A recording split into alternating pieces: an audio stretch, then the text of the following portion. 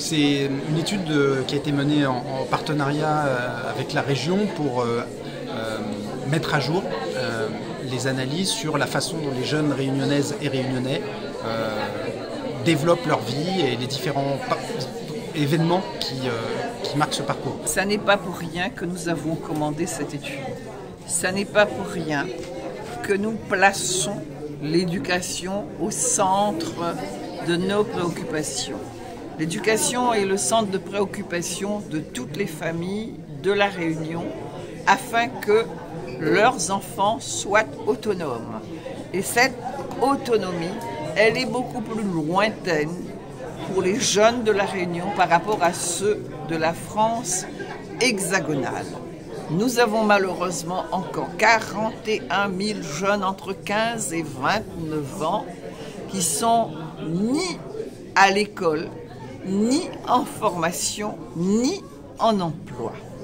Et donc, ce qui est une souffrance aussi pour les familles, pour ces jeunes personnes, c'est aussi la rémunération qui est faible et qui fait qu'ils ont un logement beaucoup plus tard que les jeunes de la France hexagonale. Ils vivent toujours avec leurs parents.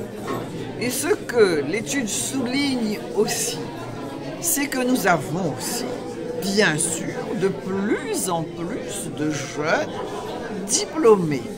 Et que nous avons notamment des filles qui sont plus diplômées que les garçons et que même avec les diplômes qu'elles ont, eh bien, elles ont un emploi beaucoup plus tard que les garçons, que les jeunes hommes. Et donc, ça nous conforte dans l'idée dans le programme que nous avons mis en œuvre, que l'éducation est première pour nous et la formation professionnelle, elle est première.